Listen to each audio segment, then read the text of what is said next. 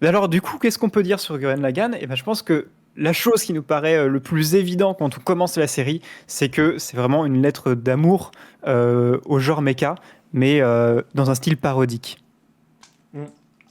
Bah, effectivement, en fait, on a quelque chose qui va se baser à la fois sur l'absurde et sur la surenchère euh, voilà, pour construire un animé hautement énergique, hautement dynamique.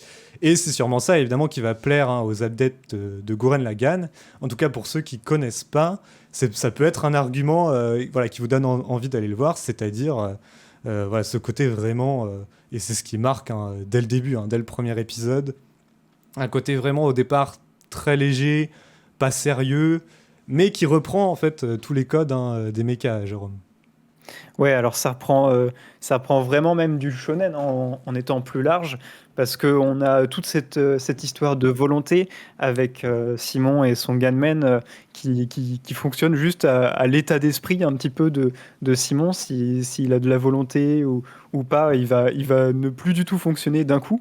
Donc c'est vraiment du shonen 100%. On y reviendra après, mais il y a d'autres codes du shonen qui sont Hmm. tout autant présents, hein. On sait très bien ce qu'on veut dire. Oui. Et puis oui, alors du coup, cette surenchère en fait, si on peut le comparer un petit peu avec, par exemple, Code Geass, hein, qu'on a eu en dernière émission, c'est le JoJo du Code Geass, un petit peu, parce que c'est de la surenchère à l'infini. Et ça va très bien d'ailleurs, en fait, avec les thématiques hein, de la série. Bah ouais, c'est ça. Enfin, ça va être la surenchère qui va prendre voilà, tout son aspect visuel, tout son aspect. Donc avec voilà, les mechas, on reprend ces scènes un peu, comme on l'a dit, hein, traditionnelles de mechas où on voit des scènes de transformation. Euh, Et ils sont de et plus en plus grands, surtout. voilà, ils C'est sont de surtout plus en plus grands. Voilà, c'est surtout ça en fait. C'est que dans Gurren Lagann, on a cette particularité d'avoir une évolution de taille de chaque mecha en fait, ou des mechas principaux, et ça va toujours plus loin dans les échelles en fait. Ouais, d'ailleurs, c'est une particularité qui est très intéressante à ce niveau-là parce que forcément, il y a un rapport de force qui ne fait que augmenter. La courbe du rapport de force, elle est complètement pétée à ce niveau-là tout au long de la série. Mais comme c'est un animé original, bah, il y a souvent, ça va pas forcément être une série qui va être très très longue sur les animés originaux. Et là, bah, c'est vraiment, c'est vraiment ça qui permet à la série d'avoir une montée en intensité du début à la fin sans faillir, parce que c'est une série courte en fait, comme c'est une série originale. Ouais, bah on l'a dit tout à l'heure, c'est 27 épisodes.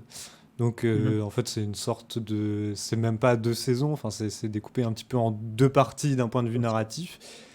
Et on a en fait tout le temps cette évolution. Il y a des choses qui se passent au cours de la narration qui font que à un moment il y a des épisodes plus sérieux. On va y revenir aussi. Il y a des épisodes qui remettent un peu en question les actions des héros, mais la tendance principale c'est vraiment celle voilà, qui les fait avancer jusqu'au bout, hein, jusqu'à l'univers. Et bon, c'est ça qu'on aime aussi, hein, c'est tout le jeu des répliques notamment et de ce qu'on appelle le fighting spirit. Hein, c'est euh, les héros s'enflamment en fait quand il s'agit d'aller au combat, quand il s'agit de réaliser une mission ou de sauver l'un des leurs. Voilà, et c'est tout le temps les héros qui sont enflammés. On a aussi une belle bande de personnages qui ont chacun un petit peu leur rôle. Donc il y a les protagonistes évidemment entre Simon hein, qui est donc un jeune garçon au départ qui est accompagné par son grand frère spirituel entre guillemets Kamina donc qui est un personnage vraiment charismatique quoi. C'est le personnage que tout le monde adore et tout ça.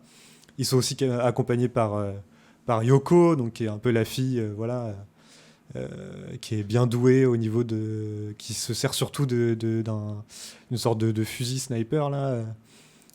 Donc on a une diaspora de personnages, et donc à partir de ce noyau dur, et aussi avec un scientifique, justement, on en parlait, quelqu'un qui va s'occuper un petit peu des réparations et des améliorations des mechas, et ben on va avoir ensuite de plus en plus évidemment la bande qui s'élargit, mais avec des personnages qui font un petit peu office théâtralement, quoi, de petits rôles parfois comiques.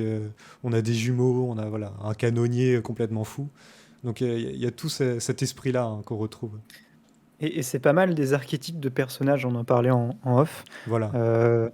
Euh, notamment Kamina qui est vraiment là pour le coup c'est le modèle, c'est le personnage qui va déclarer je suis un homme et j'ai des rêves d'homme et en fait tu vois ça c'est alors en ce moment je suis en train de refaire One Piece et on voit un petit peu les balbutiements un petit peu des premiers personnages et de comment est-ce qu'ils s'affirment et il y a beaucoup ce truc de montrer des personnages qui contre toute adversité eux ils n'abandonnent jamais euh, parce que c'est la volonté vraiment qui va déterminer le vainqueur. Et là, en fait, dans Gurren Lagann, c'est vraiment ça, mais qui, en fait, c'est Kamina en est l'archétype parfait de ce genre de réflexion. Et surtout, la série va mettre en avant ça. En fait, ils vont dire, bah ça, c'est la chose qu'il faut suivre en fait.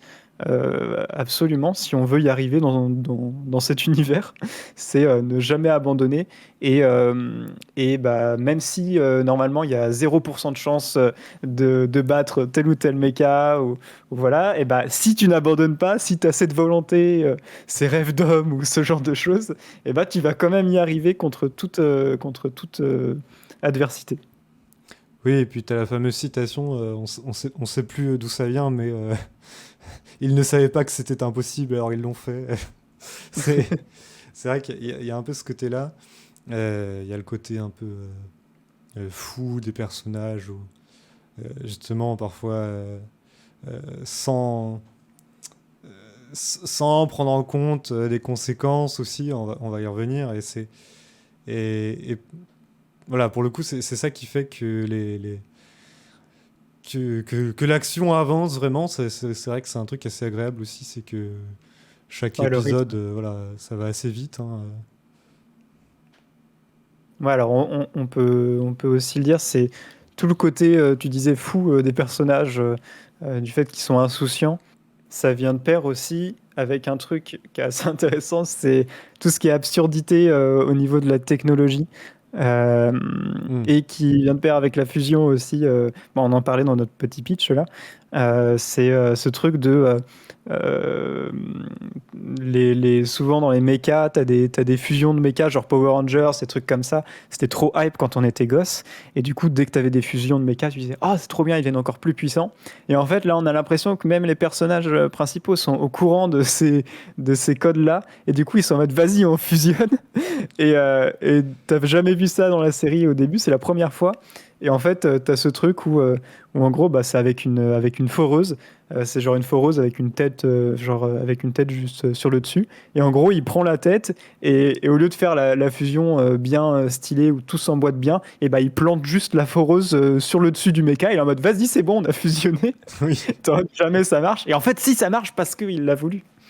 Ouais, non, mais moi, c'est ça que j'ai adoré, et que finalement, j'ai pas vu souvent, parce que moi, j'étais pas spécialement un grand adepte des Power Rangers et tout ça. Enfin, j'avais regardé un peu à la télévision. Mais en fait, c'est une sorte de joie enfantine, avec les yeux qui brillent quand on regarde des scènes comme ça de transformation. Et évidemment, dans Gurren Lagann, ils adoptent les codes audiovisuels qui vont avec, c'est-à-dire ils en font vraiment une scène isolée, avec d'un coup le fond qui change et qui devient abstrait, avec des couleurs dans tous les sens, où tu vois, voilà, un dézoom sur la machine, et les répliques en même temps. Allez hop, on fusionne, tchac, et puis tu vois les trucs se faire. Et un peu à la façon, bah, donc Power Rangers, où tu avais chacun un bras qui se rajoute, un autre bras, machin. Mais aussi toutes les scènes qu'on trouve dans les shoujo style Magical Girl et tout ça, où t'as enfin les shonen shoujo, où t'as où il y a les scènes spécifiques à chaque épisode, où c'est exactement la même scène et les mêmes plans, où tu vois les filles qui se transforment avec leurs costumes leur costume de combat et tout ça, et ça brille de partout, quoi. Donc c'est vraiment ces scènes-là qu'on regarde avec des étoiles dans les yeux. Et tu parlais de One Piece tout à l'heure, c'est ce qu'on retrouve aussi dans One Piece à chaque fois autour de Franky, donc le cyborg de l'équipage dans One Piece, où à chaque fois qu'il a une nouvelle invention, t'as les autres membres de l'équipage qui le regardent, surtout les garçons, qui le regardent avec des yeux en étoiles, quoi. Mhm. D'ailleurs, tu as une super transition parce que tu parles de Magical Girl. Là, on va parler des girls en fait tout court sur la série. On a parlé des rêves d'hommes, de ce côté un peu vraiment, ouais, c'est moi le mec, j'ai mon combat d'homme, etc. On peut parler aussi des personnages féminins et de ce qu'ils apportent en termes de stéréotypes parce que c'est assez, voilà, c'est assez particulier.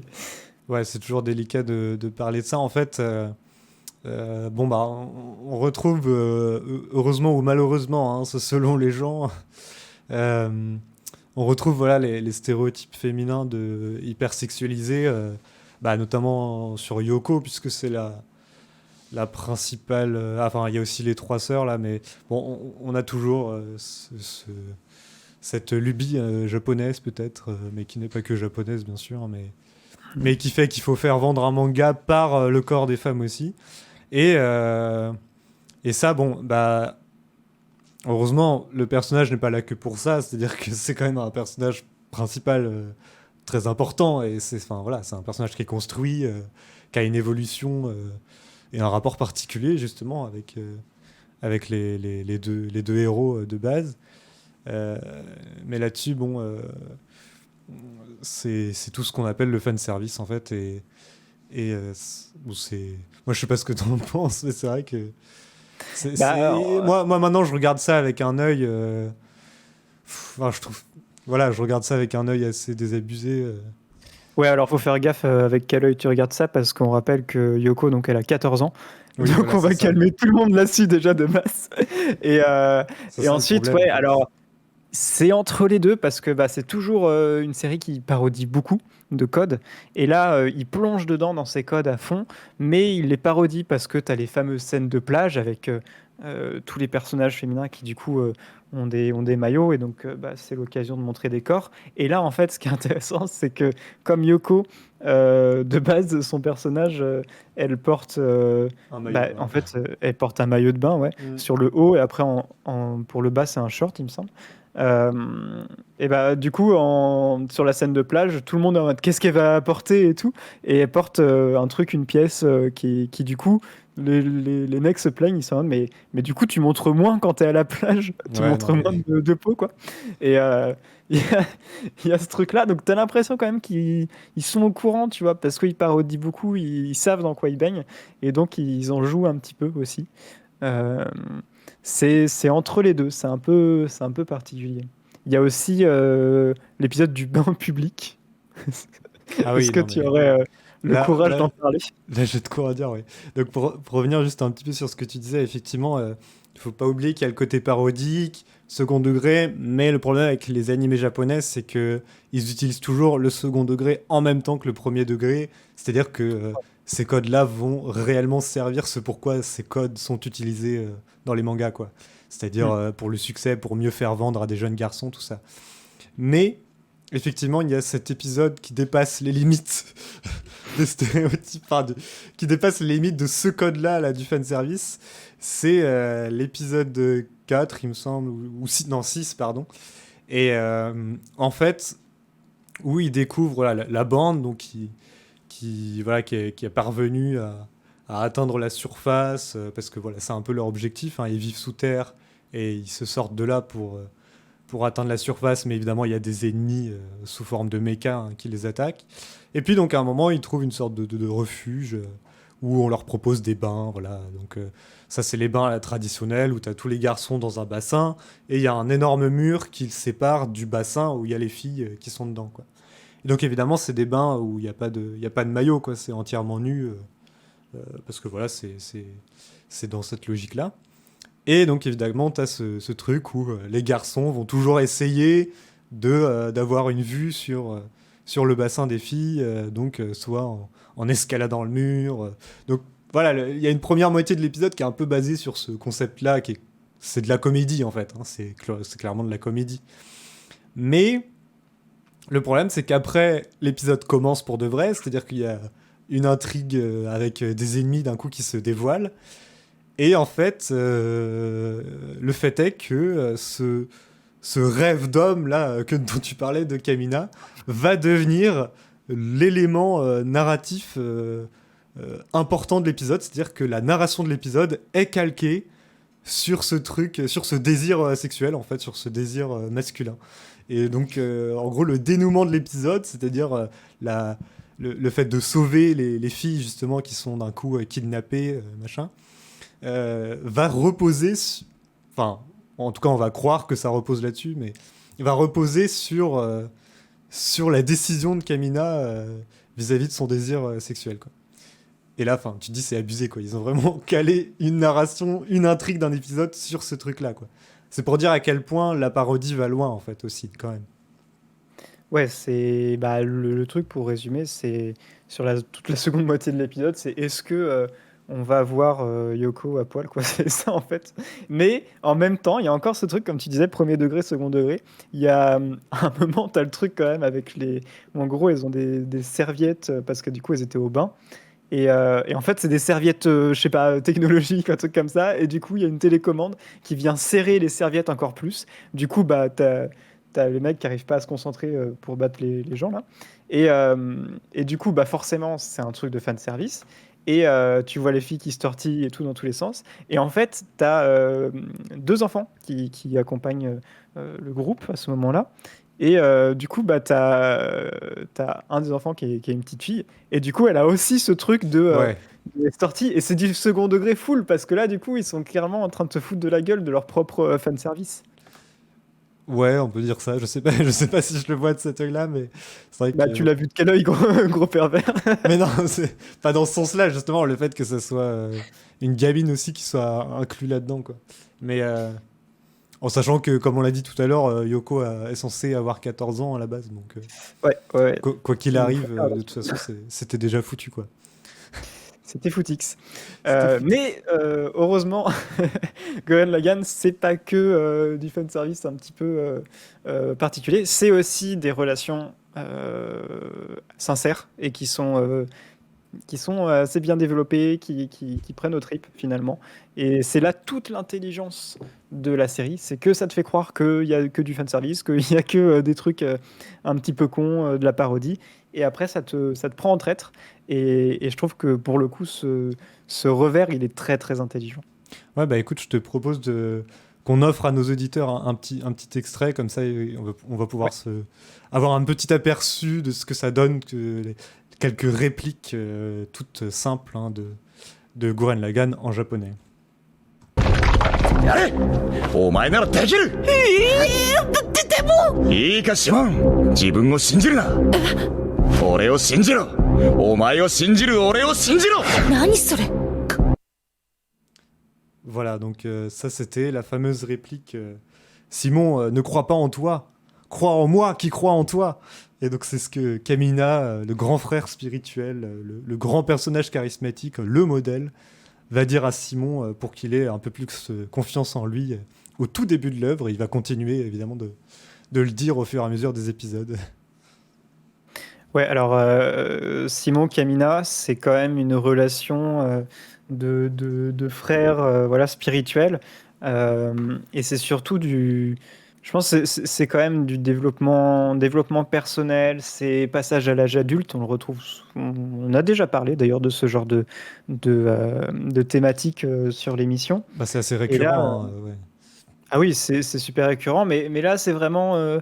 Je trouve que c'est bien développé sans. Voilà, on rentre pas non plus trop dans les détails, mais c'est vrai que le personnage de Simon, il va quand même vivre des épreuves qui vont vraiment le marquer. Ça, on le voit vraiment. Ça, c'est ça qui est intéressant, c'est que il met quand même du temps pour se remettre de certaines épreuves. C'est pas d'un épisode à l'autre.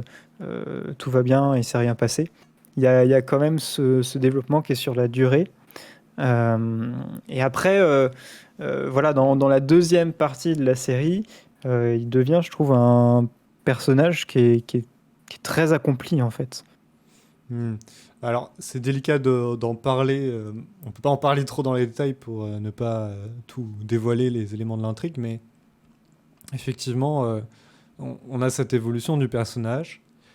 Et j'ai l'impression, effectivement, comme tu dis, que la deuxième partie laisse de côté, c'est-à-dire passe à autre chose vis-à-vis de ce développement personnel de Simon. Moi, ce que je pense, c'est que les premiers épisodes de Gurren Lagann nous disent en fait Simon doit acquérir sa place de personnage principal. Et comme il y a Kamina qui est à côté et qui est voilà, c'est son aîné, il est plus développé, il est plus affirmé. Il y a cette relation un peu comme ça de pas de jalousie, hein, attention, mais alors si peut-être un petit peu quand même, mais plutôt surtout du sentiment d'infériorité. Et en fait, il y a un moment, il va falloir que Simon s'accomplisse personnellement. Et justement, son objectif un petit peu interne, on va dire, d'un point de vue narratif, ce serait en fait déjà d'acquérir la place vraiment de personnage principal, quoi, pour éviter de rester dans l'ombre de Kamina. Ouais, je pense qu'il y a tout un pan aussi de ce développement et du fait de s'affirmer en tant que personnage principal ou même s'affirmer soi-même. Ça passe par. Et là, on peut refaire un lien avec le fanservice, comme quoi ça s'arrête jamais. Ça passe par les relations aussi, les sentiments amoureux en fait. Ouais, Il y a oui. quand même ce truc, hein. Oui, ça passe Euh, avec Yoko, quoi. Ouais, c'est ça. Il y a quand même des tensions amoureuses autour de Yoko.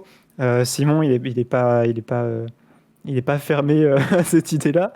Et, euh, et en fait, c'est des trucs de jeunesse qui sont ensuite, après, plus développés avec Nia, qui est un autre personnage féminin, qui arrive un peu plus tard. Et, euh, et qui, elle, en fait, reconnaît, je pense que c'est vraiment la première personne à reconnaître Simon comme étant Simon et pas seulement un Kamina wannabe.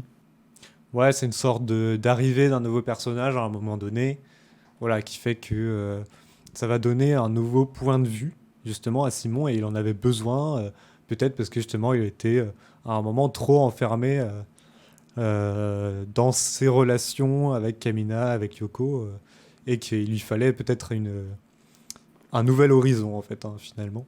Il y a aussi le rapport avec Rossiu qui est important. Alors, tu vas en parler, Jérôme, mais pour réintroduire Rossiu, c'est un perso qui apparaît assez tôt dans l'œuvre, donc qui est pareil, qui a un peu le même âge que Simon, en fait, environ.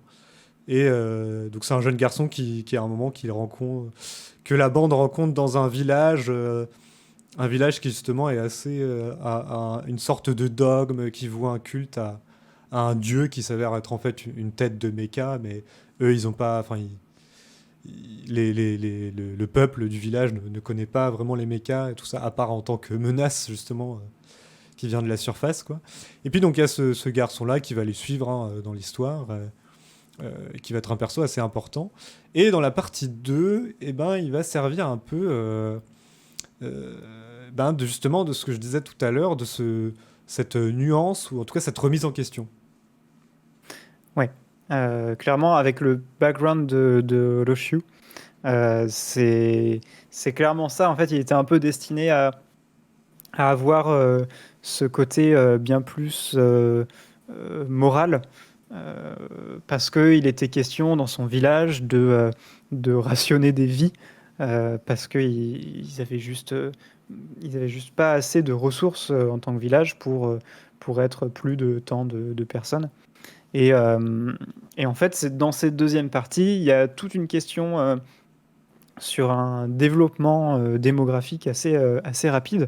Et, euh, et en fait, il y a eu on va dire une menace ou quelque chose qui a été dit comme quoi ils devraient se limiter à tant de personnes dans leur société. Et en fait, forcément, ça refait écho avec le passé de Roshu. Et donc, il va il va prendre un peu ce côté plus moralisateur et il va y avoir quelques tensions qui vont se créer autour de lui. Mais ça vient mettre de la nuance dans une série où tous les personnages sont en mode on fonce quoi. Bah, c'est ça qui est intéressant, c'est que effectivement, on a enfin dans la narration ce truc de nuance, ouais, effectivement, et d'un coup, il y a un obstacle qui est plus proche du héros et qui n'est pas qu'un obstacle extérieur qui vient des antagonistes, des méchants, mais voilà, de ça. Et en fait, de ce personnage-là qui est normalement son ami et aussi, voilà, qui à ce moment-là de l'histoire est son plus proche conseiller, en fait, on va dire. Et en fait, tout ça, ça pose un peu la question de. Et on va avancer parce que l'heure tourne. Ça pose un peu la question de cette lutte un petit peu entre le côté responsabilité, qui appartient peut-être au monde adulte aussi. Hein. Il y a encore cette vision-là hein, de la personne qui rentre dans le monde adulte. Donc le côté responsabilité, régulation, c'est-à-dire euh, mettre des freins à des choses, ou en tout cas mettre des limites.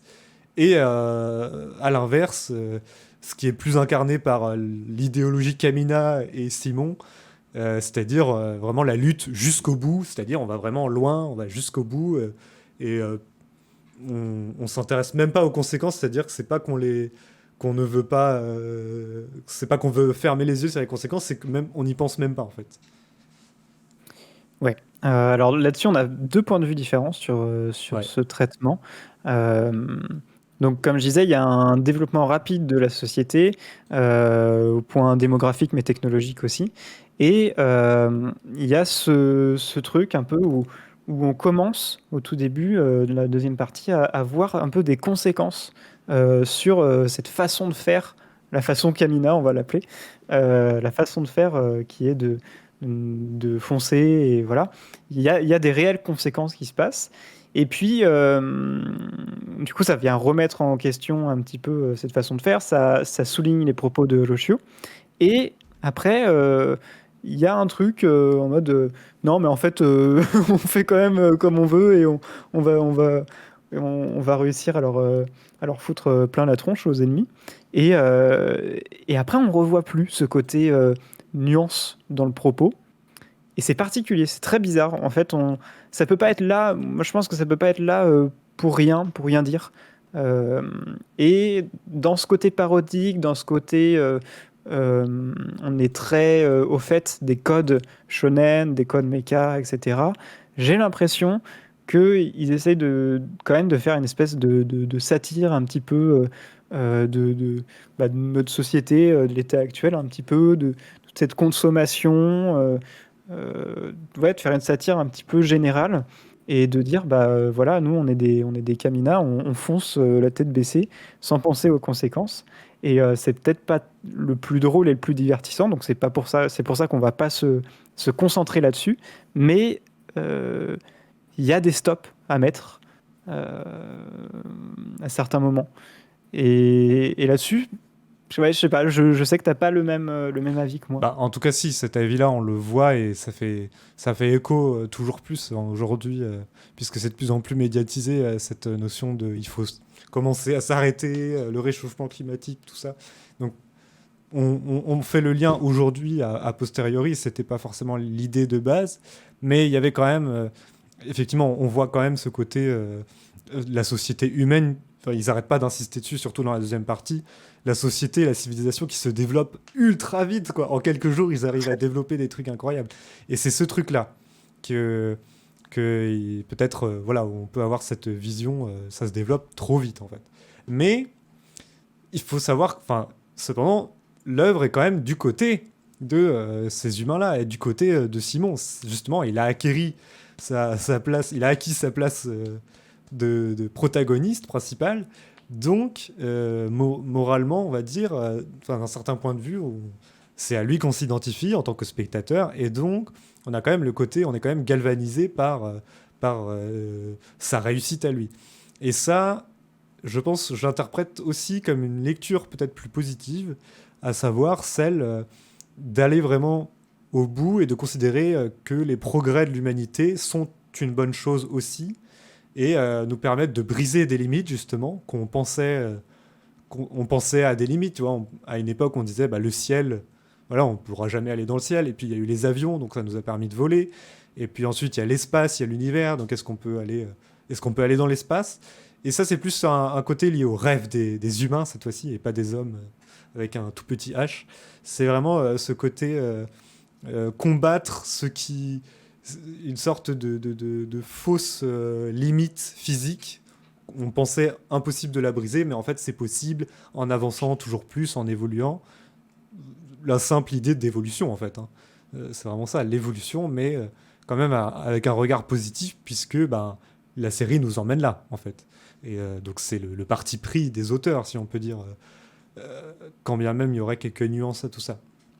Et il y a un terme, une forme d'expression importante, puisqu'elle donne son nom à une chanson, à des paroles de chansons dans la série, c'est combattre le pouvoir, fight the power.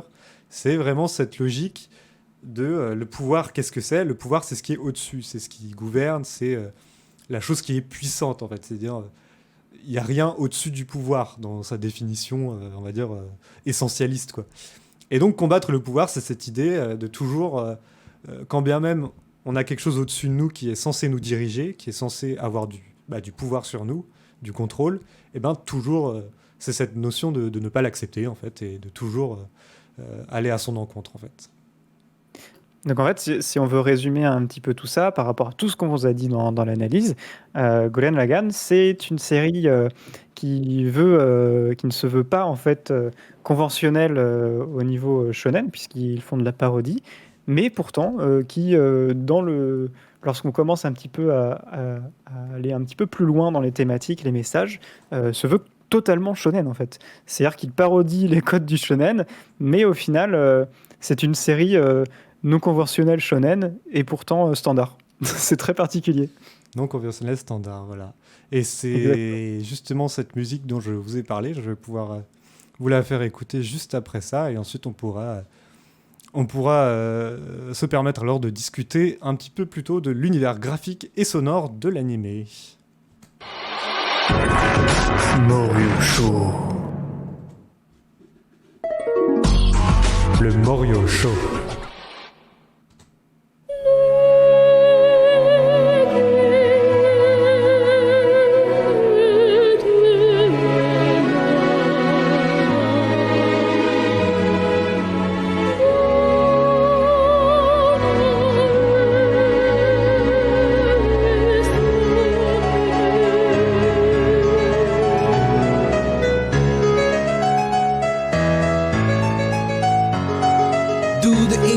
See the invisible, row, row. Fight the power, touch the untouchable, break the unbreakable, row, row. Fight the power, power to the peeps, power for the dreams. Still missing piece, scattering so incomplete. We be that once incredible soldier from underground. See how easy they all fall down.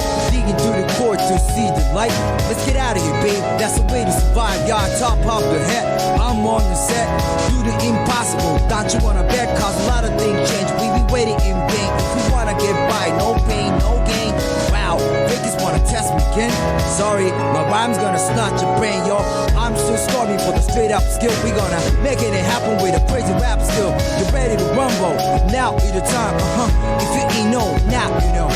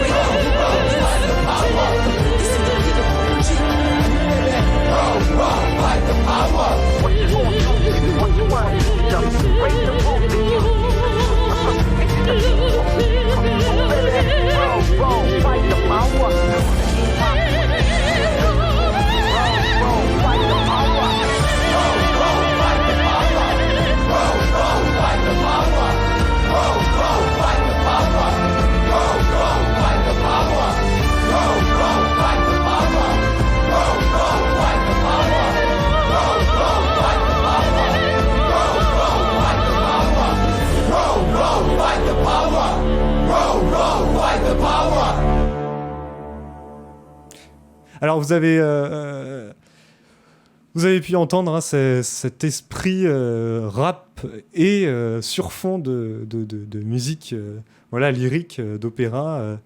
Donc Gurren Lagann, on a un petit peu tout ça, puisque c'est une dualité entre le côté, l'univers pop, un petit peu façon street graffiti, hein, qui se voit à la fois dans les designs et à la fois dans dans l'univers vraiment en général, et le côté vachement métaphysique, hein, presque, où on va toujours plus loin, le côté très spatial, si on peut dire, très spectaculaire en fait. Ouais, c'est from the top to the bottom. C'est exactement ça. C'est cool, c'est vraiment la dualité c'est la musique qui représente le mieux la dualité de la série, je trouve, et c'est la plus iconique. Elle est vraiment, vraiment épante quand on entend ça. Et ouais, du coup, l'univers graphique qui est particulier, on s'en est bien inspiré là au niveau des nouveaux visuels. On a un côté graffiti un petit peu, quand j'essaie de te montrer des exemples un petit peu de graffiti Oui. qui ressemblaient au titre un petit peu original de Gurren Lagann, et même ce style un peu sur les dessins ou les artworks, un style un peu tu sais, très pointu, tranché, et même brillant un petit peu exactement, justement comme des graffitis. Ouais, tout à fait. Ça, c'est tout l'aspect, la charte un peu graphique, l'aspect graphique de la série, hein, ça va se baser là-dessus, et il y a notamment donc l'animation en général, voilà, qui est faite, et puis il y a notamment parfois des sortes de freeze frame, hein, donc des arrêts sur image à des moments précis où d'un coup on a des visuels plus travaillés, d'un coup avec où d'un coup on voit plus la notion d'ancrage qui ressort, parce que quand on regarde une série animée, euh, quand bien même elle est très travaillée, hein, visuellement, il y a un côté, c'est l'animation qui prend le pas, c'est l'histoire, etc. Et on a un côté un peu harmonieux, en fait, lisse, où il faut à la fois que ça soit intéressant visuellement, donc il y a de la création originale, mais en même temps que ça soit pas trop, parce que un animé qui serait trop tout le temps, bon, c'est Jojo, hein, mais un animé qui serait voilà, bon, c'est une harmonie à trouver, un équilibre, quoi.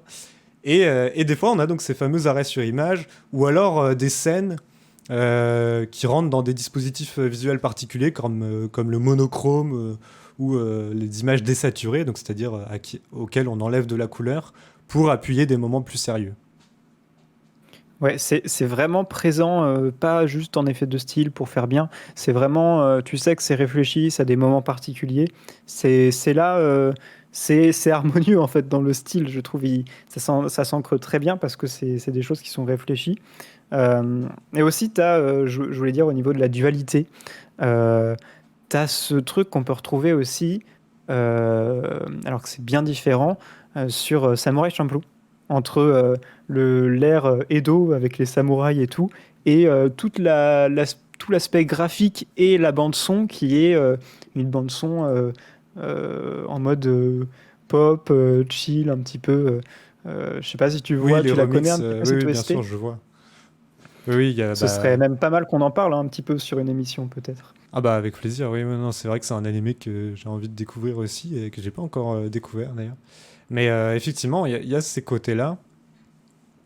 Comme tu disais, c'est pas ces moments-là, comme je disais, monochrome qui arrivent sur certaines scènes.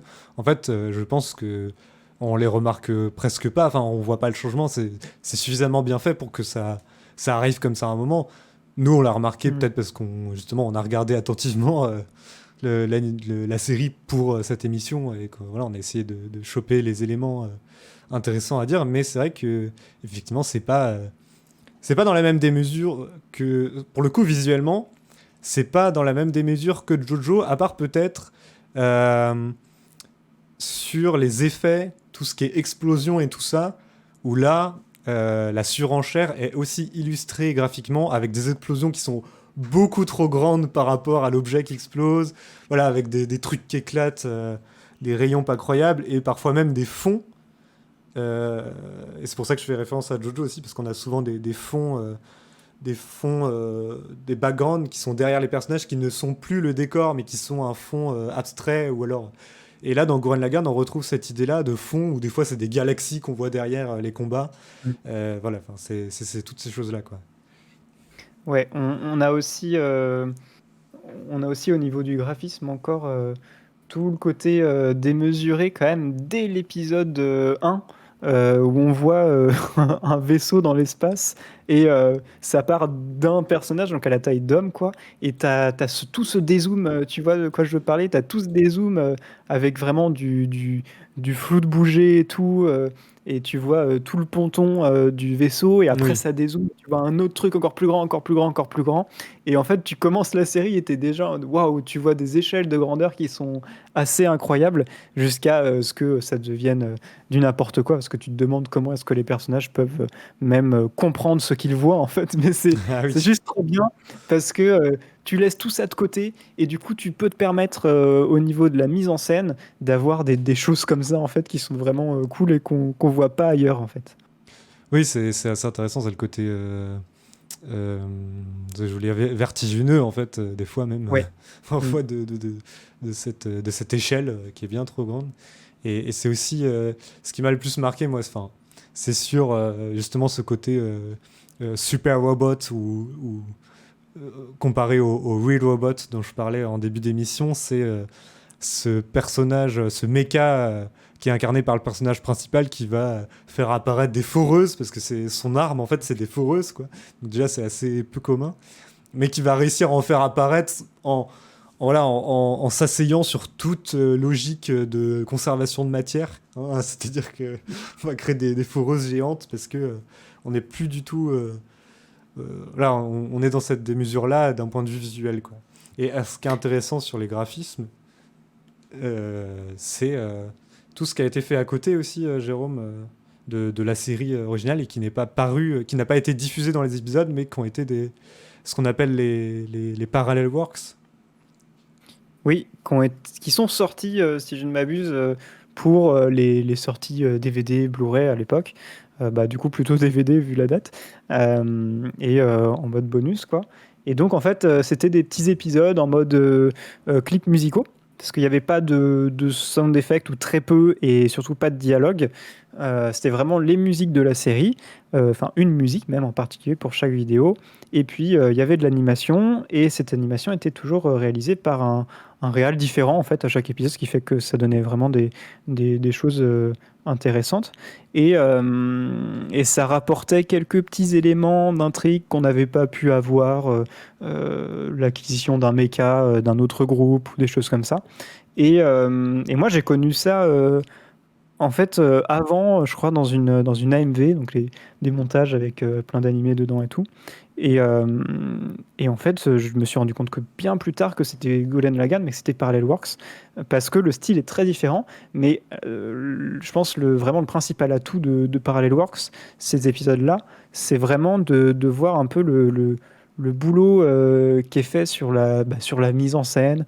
On peut voir le génie de certains réalisateurs, parce qu'il y a des plans qui sont vraiment tellement dans le dynamisme. En fait, tout est dynamique, tout est bien pensé dans les plans. Tu as beaucoup de plans qui sont à courte focale, donc c'est vraiment en grand angle, des choses comme ça. Et c'est vraiment des pièces de flex, en fait. C'est vraiment genre en termes de...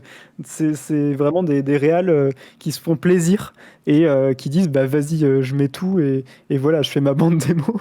Ouais, Parce que finalement, ouais. c'est magnifique. Vraiment, Oui. c'est magnifique. Puis il y a peut-être un côté justement où on accentue plus cette fois justement les mises en scène particulières pour avoir peut-être un côté inside ou making of si on veut de la série parce que l'esprit est là, quoi. L'esprit de la série est dans ces parallel work quand bien même les visuels qu'on voit sont très différents en fait. Et moi j'ai Ouais, un peu exploré, ouais. c'est tout le côté qui a été lissé, pardon, je t'ai coupé, mais c'est tout le côté qui a été lissé, comme tu disais, par l'animé, parce que bah, production, voilà, argent, voilà, il y a des choses qu'on ne peut pas faire. Et là, ils ont tout sorti, en fait. Ils ont fait vraiment l'esprit principal de la série, ils l'ont mis dedans. et on sent vraiment l'empreinte des réalisateurs. Là, Voilà, tu peux reprendre ton texte. En tout cas, oui, justement, j'allais dire que pour ceux qui aimeraient, qui aimeraient déjà cette série-là et qui n'auraient pas vu ces Parallel Works, on les conseille puisque, ne serait-ce que pour les éléments d'intrigue que ça rajoute en plus, hein, pour les fans qui auraient envie d'en savoir plus sur le développement de tel ou tel personnage. Et moi, je me suis aussi intéressé au manga, pour le coup, qui a été fait 1 an après la série originale, où je trouve que c'est aussi intéressant de s'y pencher pour le format qu'est le manga, hein, évidemment, mais parce que je trouve que c'est très fidèle, c'est-à-dire que des fois dans les adaptations en manga d'animé, ça peut être c'est un autre format et on peut avoir une sorte de passage voilà, un peu plus difficile à faire pour passer de l'audiovisuel vers le format manga pour ceux qui seraient moins habitués au manga. Mais là, pour le coup, dans ce manga-là, on retrouve vraiment le spectaculaire, hein, le dynamisme dans le dessin. C'est-à-dire, tout a été fait dans les cases pour que les explosions, les effets, les trames, tout ça, enfin, tous les codes du manga ont fait en sorte de reproduire l'aspect spectaculaire, abracadabrant de Gurren Lagann.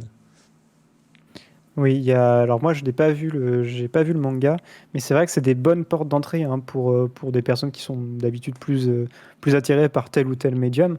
C'est vrai que le manga c'est une bonne voie. Les Parallel Works, comme on a dit, c'est très court et on peut voir vraiment l'esprit de Gurren Lagann. Tout ça, c'est des bonnes portes d'entrée, mais le truc le plus hype, c'est quand même les musiques, hein. Et ça, je pense que les musiques qu'on a pu vous passer là, ça représente bien aussi la qualité de la production, hein.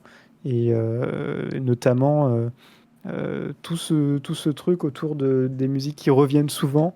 On en a déjà en parlé sur notre émission, sous forme de leitmotiv.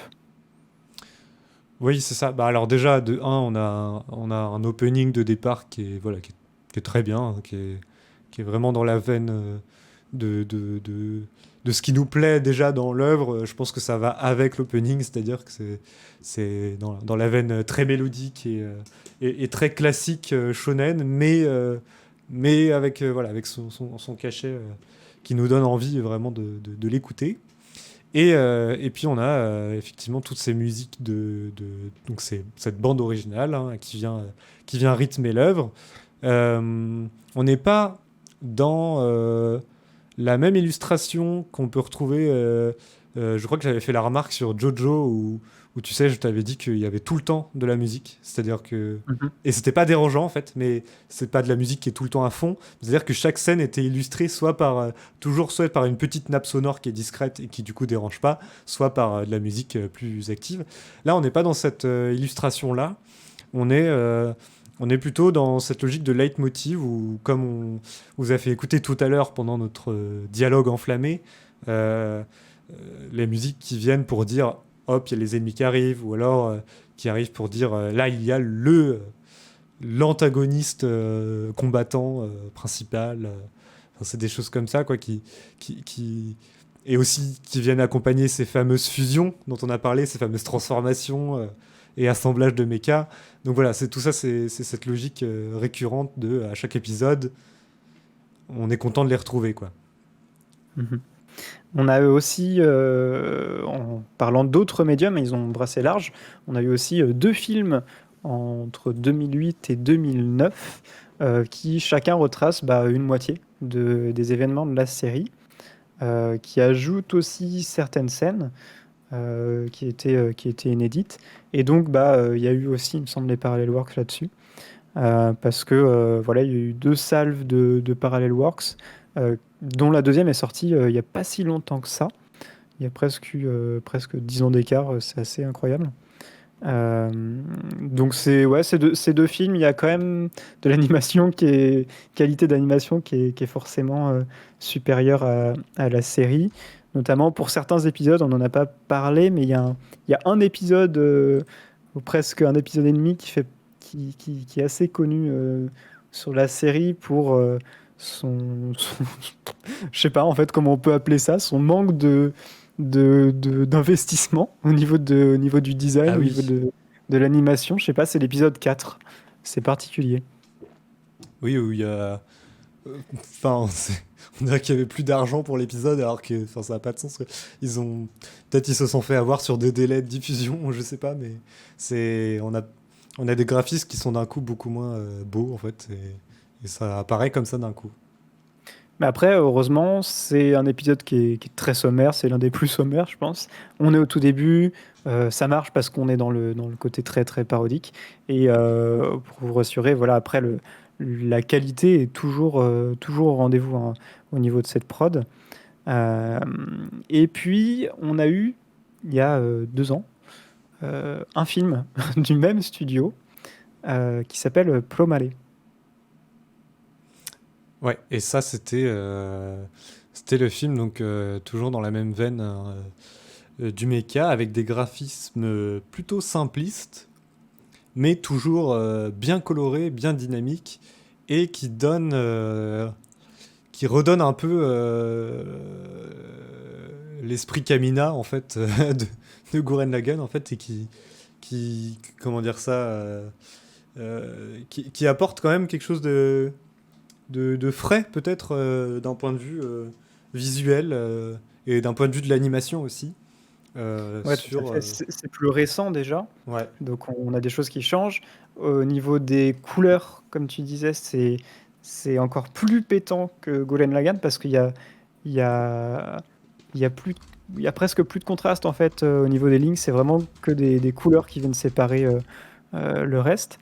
Au niveau des images, on a des designs qu'on reconnaît au niveau des personnages, notamment, comme tu disais, il y a Kamina. Il y a un personnage, c'est vraiment Kamina. Donc c'est exactement du Gurren Lagann, mais en film avec une autre intrigue. C'est quasiment ça, moi, quand j'avais vu la bande-annonce, je me suis dit, bah, ils refont un autre film Gurren Lagann, j'étais trop hype, mais en fait, non. C'est un truc avec des pompiers et des mechas, et c'est tout aussi absurde, en fait. Il y a toujours ce côté surenchère. Mais voilà, remis un peu au bout du jour avec des couleurs un peu plus néon, un peu plus flashy. Ah ouais, en tout cas, ça donne vraiment envie de voir. Bah, je l'ai pas vu, mais pour le coup, ça donne vraiment envie de le regarder. Et comme toujours, hein, à chaque fois qu'on découvre un manga ou une série originale, et ben, mine de rien, tout ce qui se fait autour, bah, ça donne envie d'aller voir tout ça, en fait, et d'aller découvrir tout ce qui s'est fait autour de l'œuvre. En termes de films, et puis même parfois de jeux vidéo. Je sais pas si. Je crois pas qu'il y a des jeux vidéo Gurren Lagann qui existent. Peut-être qu'il y en a un, il me semble, mais. Il y en a un, possible que ce soit sur DS. Ah oui, je vois le genre. Mais il me semble que c'est. Il me semble que c'est un. C'est un jeu du style. Ah, je sais plus comment on appelle ça là, mais c'est des scénarios, tu sais, interactifs là, avec des dialogues. Enfin, je crois Ah que ouais, c'est pas, ouais, je crois que c'est pas si hypant que ça en fait. Mais, ah d'accord, ah oui, c'est pas ouf en fait. je crois que c'est ça, ou je sais plus si c'était le cas pour un autre. Non, mais. Ou alors c'était peut-être pour Code Geass que j'avais vu ça. Ouais, je crois non, Ah. je confonds, c'était pour Code Geass que j'avais vu qu'il y avait l'un des jeux où justement les gens se plaignaient parce qu'ils disaient, mais attends, la série mérite bien mieux que ça. Qu'un simple. Enfin, c'est juste l'intrigue remis en dialogue, quoi. Et je me rappelle plus du nom du genre de jeu vidéo que c'est. Ben voilà, on est là aussi pour vous empêcher de jouer à des jeux qui sont pas fun, tout simplement. Bon bah écoutez, je vous remercie beaucoup hein, pour les gens qui étaient sur le live. Donc voilà, n'hésitez pas à nous refaire des retours parce que c'est vraiment ça qui nous fait avancer.